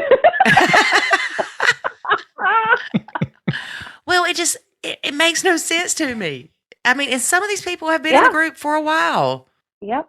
Yeah, it just I have to nacho the group sometimes. Yes. I really do. I will scroll through and I'm like, what? I can't even respond. I just have to I just have to scroll on by. I can't handle it. And I know people are kidding sometimes, like when they say, "Well, my stepkid steals my chocolate candies," and somebody says, "We'll swap it out with X-Lax." And I know people are kidding sometimes, but people that come in the group don't know that. Yeah. Oh my gosh. I've never even seen that one, but I believe it happened. Girl, just search X-Lax in the group. You'll find millions of posts about it. Lord. One of them even said to put Nair in somebody's shampoo. No. Yeah. There's some mean people in there. I bet some people are serious. Yeah, and well, that's crazy. I boot them and block them. Yeah. We don't have room for ugly. No. Maybe I should add no button pushers allowed. Then all of a sudden, instead of 7,500 or 7,600 members, we got 2. Yep. That's it. Oh my goodness. Well, Rochelle, it has been great having you as a guest on our podcast. It really has. And even though you're a button pusher, I still like you. Thank you for having me. I had fun. I'm going to send you some literature on how to stop pushing buttons, though. No, it is not something she wants to cure. Okay? She does. She's feeling bad about it. She does not feel bad about it. She's just telling you that to make you feel better. I'll get my positive parenting stuff out here. Yeah. Listen to Celia Kibler podcast. Yeah, she don't have one about button pushing. Oh, Nobody has a podcast about button pushing, or we of get course, ready to. how not to do it, because people who do it they don't want to be cured. I'm going to find some psychologist, psychiatrist, psychotherapist, or something to talk about what's wrong with you people to button push. What's wrong with you people who don't? We're kind. Oh. We don't want to Yeah. be mean. Yeah. You're kind. You're kind of something. I don't know. What were you thinking? All right. So anyway, Rochelle, we will talk to you forever. You know that. So thank you for being a guest. We really appreciate it. You already said that. I know. Thank you. I'm glad you were paying attention, David. I'm glad that you're doing well with your stepson. Oh, yeah. Thank you. And I know a lot of people do struggle with the stepkids having being autistic or being on the spectrum. And it sounds like you are doing a really good job with that. Oh, yeah. I know I didn't say this earlier, and we're at the end now, but his mom would never take him to be evaluated, so he really wasn't evaluated until like a year ago. And so this is all kind of new, but we always had a feeling that that's what it was. But ever since he was evaluated, we've been able to do so many things that help him and help him thrive, that it's just, he's a totally different child now. Whether it's, I mean, I think it has to do with everything, just being here versus the other situation, and then also having so much support. His teachers have known him his whole life, like, well, his whole school career, because he went to the same school for a long time, and now he's back there. And they said that they noticed a huge improvement when he was in kindergarten, first, second, and like most of third grade. He wouldn't even speak in class ever. He was diagnosed as selectively mute, but that's not what it was at all. And now he raises his hand in class and like actually tells what his ideas are if they're doing a group project and stuff like that, which is something that never happened before.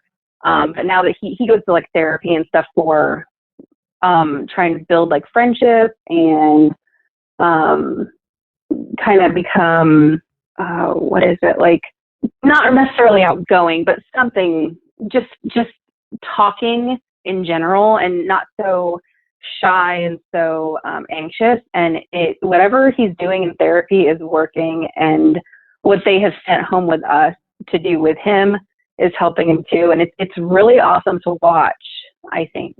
That's great.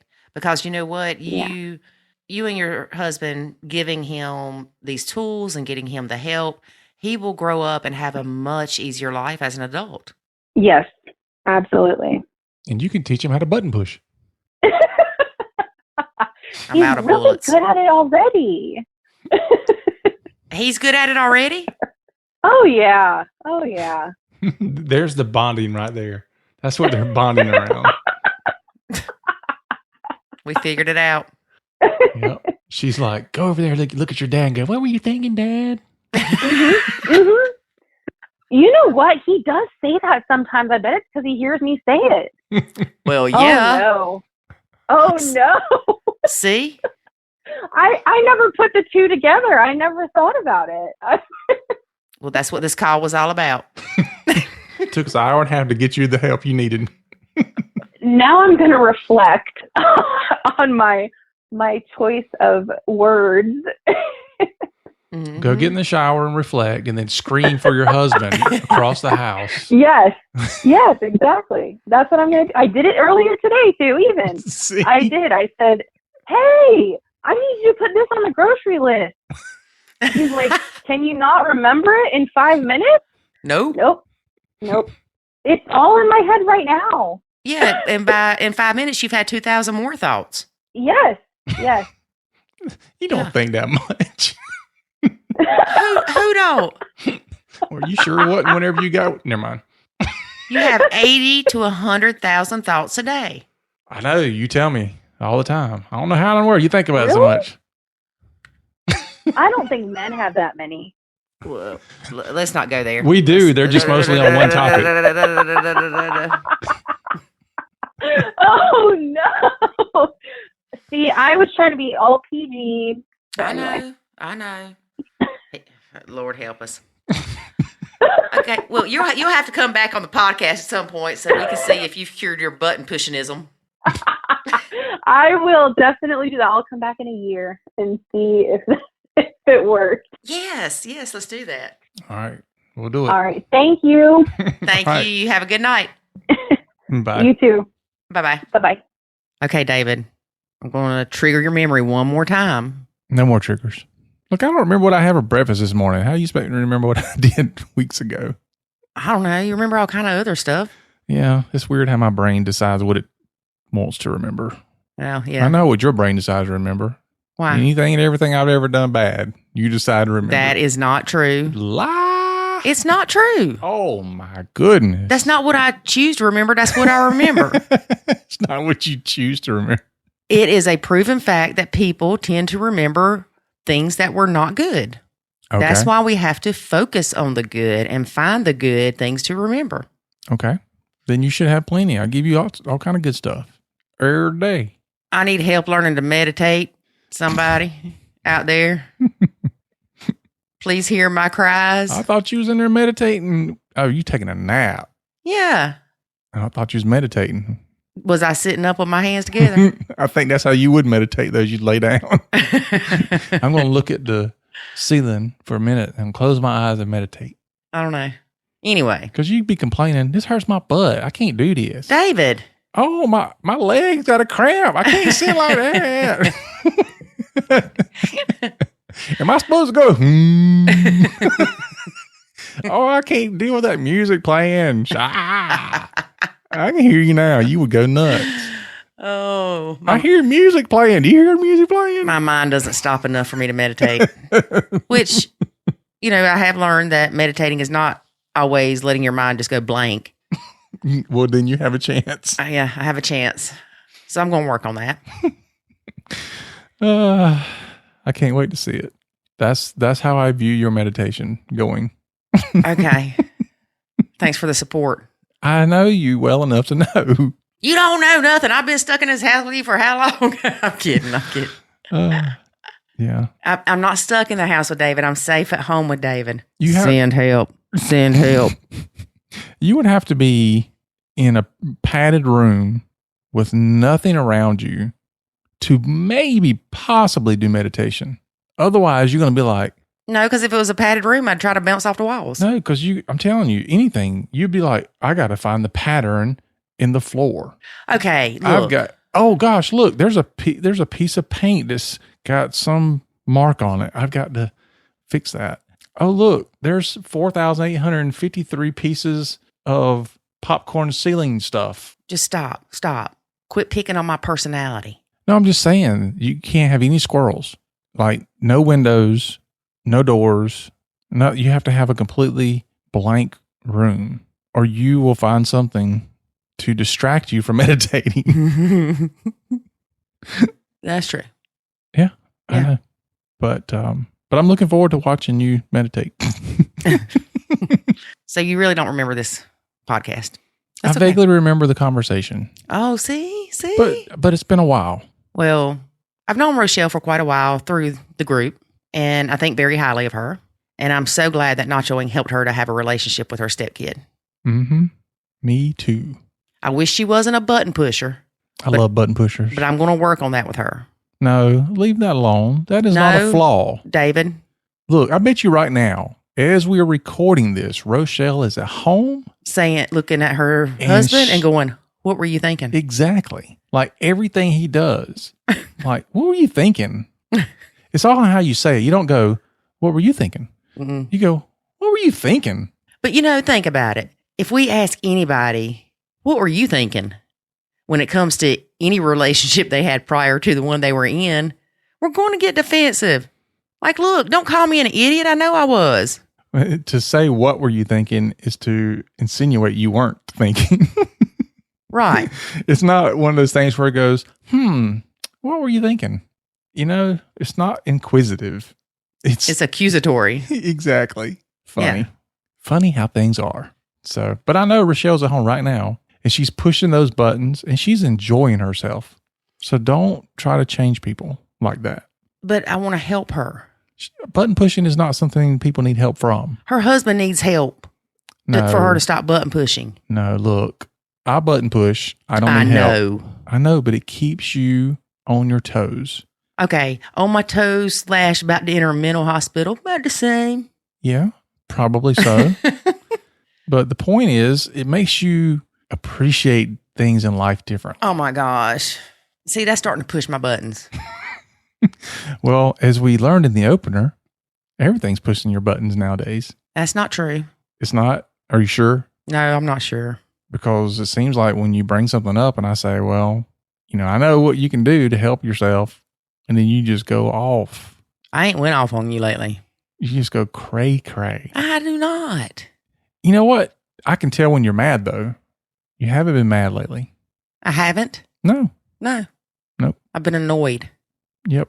I know the difference. I can tell by the reaction. Yeah. Mad means that you'll run around the house and clean up. Shut up. And you haven't been mad in a while. I can look around and tell. Yeah. I think it's funny that me and you and Jackson are here all day for the most part. And yet, how long we've been doing this quarantine thing or stay at home thing? I don't know. I lost track of time. Like 2 weeks or so. Mm-hmm. And you did the dishes finally. Thank you, David. I shouldn't have to. Button pushing alert. Yeah. So. Yeah, but if we really, really, really want to get down to it, we could identify where all the dishes are coming from. And we would learn that they're not coming from David. Oh, you don't eat? I do eat, but I don't go through and dirty up as many dishes as you and or Jackson by yourself. Same thing with laundry. Bullcrap. Same thing with laundry. Like, I don't understand why you have to use 3 towels. 2. Every time you take a shower. Dude, it ain't my fault you're losing your hair. And you have to use a different towel every single day. Excuse me. Different 2 towels every single day. Okay. So do the math. At the end of the week, I have used probably two towels. You have used 14. So. You nasty. Same thing. That means you nasty. No, I don't mean I'm nasty. I'm taking a clean body, drying it off with a clean towel, and I'm hanging it up to dry. Mm-hmm. There's no reason why I can't use it for 2 or 3 days. That's nasty. No, it's not nasty. It's nasty. And when it comes to the dishes, you pull out dish after dish after dish after dish. You will even put potato chips in a dish. What am I supposed to put them in? You don't put them in nothing. Put them in. You eat them out of the bag with your nasty hands that you use the same towel to dry your hands with for a week. You can do that. No. You can put them on a paper towel. But then the grease leaks through. You can put them on a paper plate. But no, you want to put them in a bowl. It has to be washed. And then you want to use this. I use the same cup all day long. I rinse the cup out, use the same cup all day long. I've got to join the Nacho Kids Academy and start the Change Your Stinking Thinking Challenge because I've got some stinking thinking right now about my husband over here. He just needs to hush. David, stop. Same cup. No, excuse me. You use 4 or 5 different cups a day. Bull crap. I drink out of a water bottle. Okay. So then you are the one that has a coffee cup that you will leave sitting on the table or the counter, and the cup that you drink out of at supper will still be sitting there the next morning. Oh, and then let's not forget the hot chocolate cup. Yeah. That you don't even rinse out, and so I have to let the hot water run through it to get the marshmallow stuff out. No, you just put it in the dishwasher. Oh, and then you will empty your coffee's nasty grounds in the sink and not rinse them out. Yeah, I do rinse them out. No, you don't. Oh, it must be because all your other stuff's in the sink and I can't get them rinsed out. Oh, gosh. We're going to have to re-record this. We're going to have to start over. So anyway, my point being. I wish y'all could see my face. My point being, you're glad that I cleaned up 90% of your mess. That's the point. People can't hear you shaking your hand. Anyway. 5, 4, 3, 2, 1, 0. We hope y'all have a great day. All right. So all of that was brought to you by Rochelle. Yes. I was showing you the button pushing in action. She's like going, yes, awesome. Rochelle, you better not be celebrating him pushing my buttons, girl. I did all that just to say, button pushing. Rochelle, you and I, eye to eye. You can't see me right now. I got 2 fingers pointing at my eyes, and then I'm pointing them at your eyes. My eyes, your eyes. My eyes, your eyes. My eyes, your eyes. That's right. We there, girl. Lord help. Please. All right. Anything else you want to add? No, David, I'm good. We're going to stop this recording, and I'm getting ready to go eat some potato chips in a bowl. Oh, see? And then you'll be like, won't you wash dishes? Okay. No, I won't. All right, good. All right, folks, that's our show for today. So let's see what happens here when I say, join us next week when you hear Lori say, I hate button pushers. Peace out, y'all. See you next Friday. Thanks for listening to this episode of the Nacho Kids Podcast. Find us online at nachokids.com. Until next time, remember, life is good when you nacho.